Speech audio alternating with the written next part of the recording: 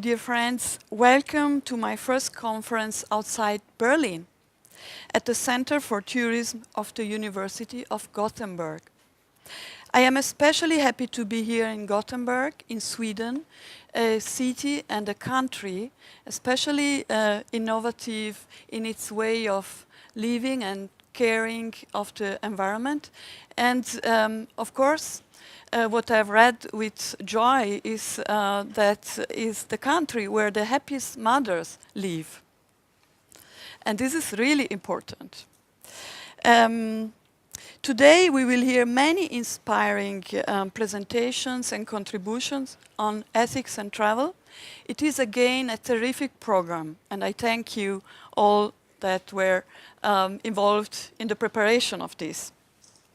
And since the travel starts as soon as you leave home, I hope you will all feel at home here today. And I will start with the question, where is home? I'm not going to show you slides because there is evidence that we are getting used to think only in combination with images, PowerPoints and these things. And I want to go against these habits and let you try to start your internal images. Or like they say in English better maybe, produce images in your mind's eye. Let's do that. Please relax and feel at home. What does that mean, home? This we want also to think about. Some would say it's the place where you live with your sweetheart, with your family. Others think that is the place where you have access to the fridge without needing to ask. And then there is this anti-consumerism movement. They believe that we all own too many things. And for them, home is the place where we put our stuff. Just that. But I was born in Milan, Italy, and moved to Berlin, Germany, to write my doctorate. I stayed in Berlin, even if I always thought about going back to Italy sooner or later. My daughter was born in Berlin, and when she still was going to school, I had to write a reportage on holidays in the city. So we stayed 2 weeks in a luxury hotel in Berlin, experiencing a parallel dimension. Business people and all this luxury stuff, you know, usually men. And she went to have breakfast in this huge, wonderful hall, and they were all, of course, spoiling her. So for a long time after that, you know, like adults do, like to do with children, they were asking her, where do you prefer to live? Germany or Italy? And she always answered, the Grand Hotel. And when she turned 18, I thought then I would spend more time in Italy. But instead, I met a man from Sweden. And then my home expanded even further. So if I may quote Pico Liar, he is a writer and has written very much about nationalities, home, what does it mean. You can find it on an interesting TED talk on the internet. He says, home is not only the place where you happen to be born. Home is the place where you become yourself. Home is a piece of soil, but is furthermore a piece of your soul. And home is not only where you go to sleep, but where you stand every day. And like me, there are many thousands of millions of people living, loving, working without giving much thought to national or cultural borders. For them, home is where you feel safe the night over. Home is your laptop. Home is where you can stand still, stop a while, and reflect. The digital nomads, the global community, the long-distance relationship, the social capital, these are today's travelers.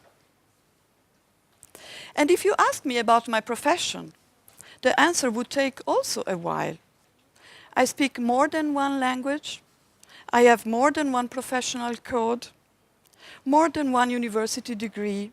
I feel at home in more than one discipline, in more than one sector. I am diverse, a polymath, a cultural entrepreneur. And it feels good to have an idea of the whole, of the complexity of the problems. There is so much we can achieve between childhood and our final journey, ladies and gentlemen. And the best is something that benefits humans, planet, and environment. Our life journey takes us through time and space, but home can be anywhere. And traveling nowadays is not seeing new places, but looking with new eyes. And traveling nowadays is of course pretty simple if we compare to the earlier days. A distance that would once have been arduous and bumpy and would have taken a lot of uncomfortable nights at staging posts can now be covered in 1 hour. So if we think about the earliest tourists, they were doing this kind of cultural and personal initiation. Mostly there were people from the north, like here, going to the south to know and to experience how it was in Rome, the ancient Rome, and all these wonderful things that they wanted to see live. And as you know, this was called Le Grand Tour. And this all ancient first traveling resulted in a very big and expanded travel literature, anecdotes, reportage that we all know. And of course, in the old days, those lords and ladies, they didn't need to think very much about preparing the trip or pack their own bags. They just needed to tell their servants roughly what day and hour the journey would begin. Even intellectuals and highly committed writers had not the slightest idea what was required to prepare for a trip. We know all the characters of a Virginia Woolf or of a Karen Blixen, and they just were simply helped into their coat as they approached the front door. They didn't need to do more than that. That's how it was back then. Nowadays, we all have to take the time to plan a journey, to pack the suitcase and leave the house on time. But at the same time, we can reserve a sofa in one of millions of private houses all over the world on an internet portal and be safe.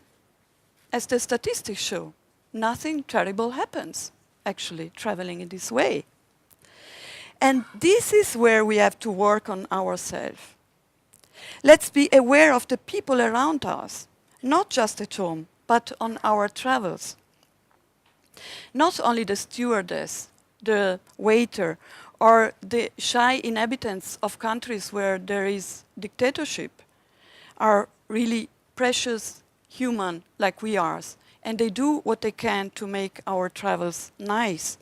And of course they will appreciate a friendly word, a smile, recognition of their efforts. It is all about humans relate, about stories, about emotional intelligence. And let's start this travel. Let's go home.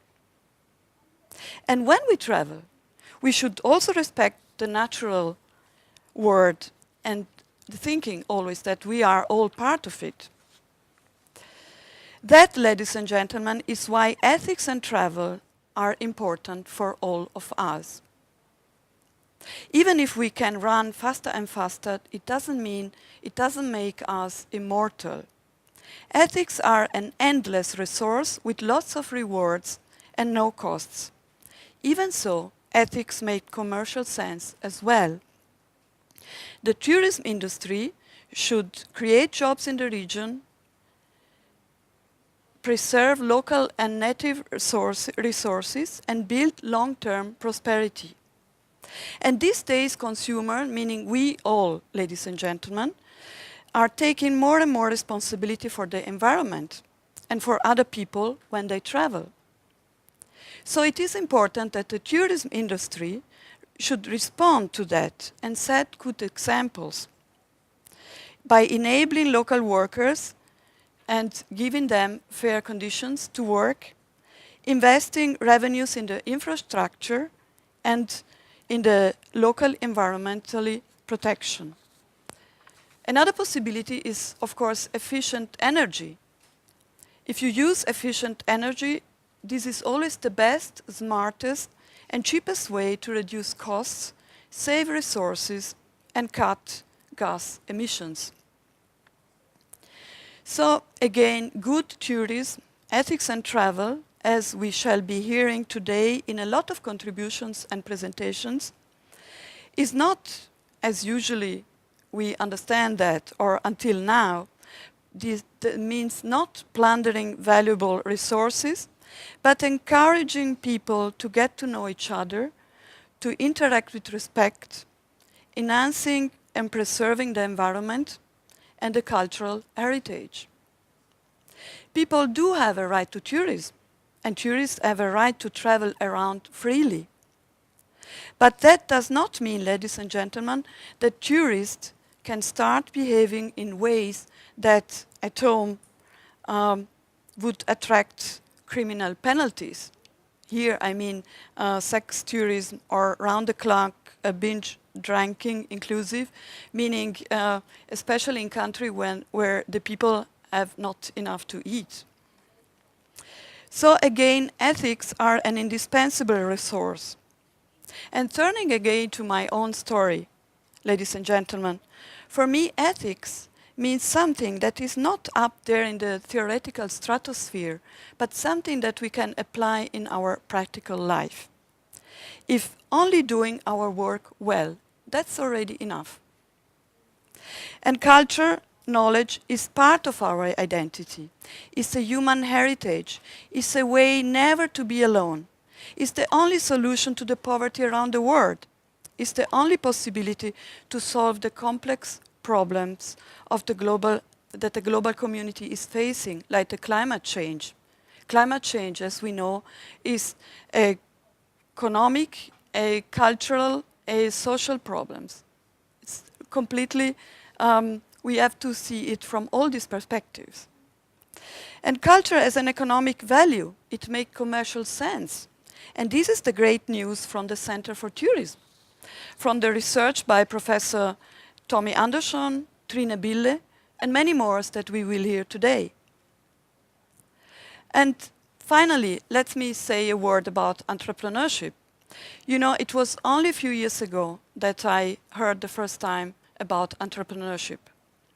And this means come up with a good idea, set up your own business, generate your own income, and help solve social problems as well. This opportunity is especially interesting for the world of culture, because we in this world, in this field, we are always financially underrated, and usually if we are paid at all, is very low. So the idea, the principle of entrepreneurship, these are really something that can help everyone in this field too. And this fascinated me so much that in 2010 I set up the Cultural Institute, the Cultural Entrepreneurship Institute in Berlin. And today you are taking part to my 5th conference, and I'm very happy for that. The videos of the Institute events have now been watched something like 46,000 times on YouTube, and I hope to inspire even more people with the idea of integrated ethical principle more closely into our daily life. Myself, I have pulled a lot of knowledge over the years through my studies and my contacts with all these thoughtful people. And it's very important to me to make these insights available to as many people as I can here and now. You can influence this directly, because together we can, of course, achieve more. That is so important, ladies and gentlemen, because we do not have a lot of time. The pressure to act is huge. The challenges of our times are tremendous, and nothing will resolve itself without our help.